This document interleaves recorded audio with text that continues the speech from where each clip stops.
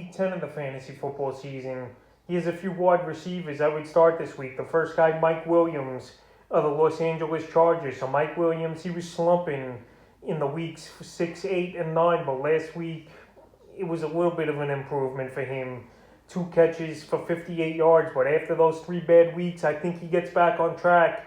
What a huge ball game versus the Minnesota Vikings that give up the 6th most fantasy points to wide receivers. We know Mike Williams is a big target in the red zone. We know he's a definite deep threat, and him and Justin Herbert have a good rapport. So the last 3 games, I'm just going to throw out right now because the first 3 weeks of the season, he had 20 or more fantasy points in PPR leagues. And then in week 5, having that huge blow-up game with 43 fantasy points. So right here, this week, I think he gets back on track is Mike Williams versus a weak Minnesota Viking team that we've seen receivers, like I mentioned, have huge games against.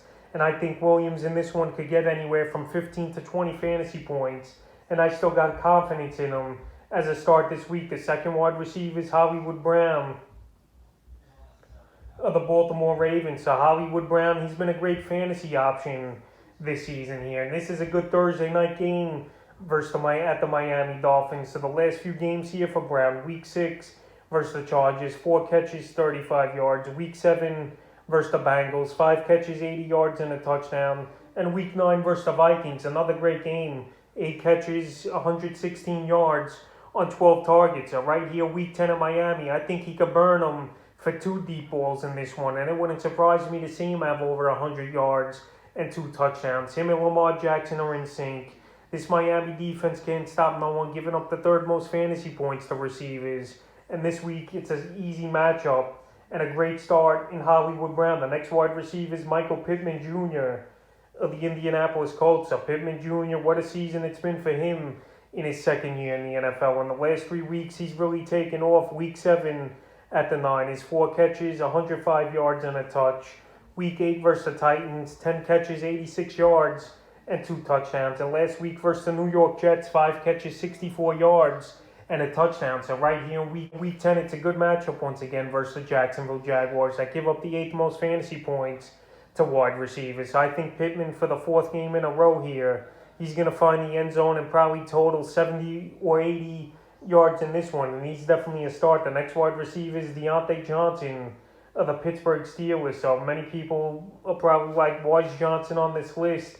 He's pretty much an each and every week start. But the last couple weeks here, he really hasn't had the blow-up game. Week 8 at Cleveland, 6 catches, 98 yards. And week 9 versus the Bears, 5 catches, 56 yards, and 11 rushing yards. But right here in week 10, I think he has a huge ball game versus the Detroit Lions. And now if Chase Claypool can't go in this one as well, it just means more targets and more options and plays to Deontay Johnson's way. We could see him a lot in the Wildcat. We could see him on jet sweeps. And they use him as a gadget guy over there in Pittsburgh. So right here, if Claypool's out, it's going to be more of a workload and a bigger game for him, in my opinion. But either way, he's a guy that's a must-start versus a weak Detroit Lion defense. And the 5th and final receiver I would start this week's Tyler Lockett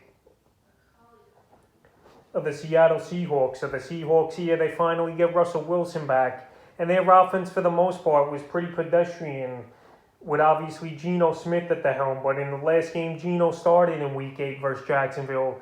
Tyler Lockett had a huge ball game, 12 catches, 142 yards. But before that, it was a bad 3 weeks. But right here, week 10 at Green Bay, it's still a pretty tough matchup on paper here for wide receivers who have the 5th least amount of fantasy points versus Packer defense. But Lockett, him and Wilson, we know have a great rapport. They got off to the huge start early in the season where Lockett had a 29 and a 35-point fantasy day. But this week here, I think he has a good one versus Green Bay. It's going to be a tough game. But let's be honest, the Seahawks need this game. And they're going to have to pass a lot, in my opinion, because we don't know the status of Chris Carson.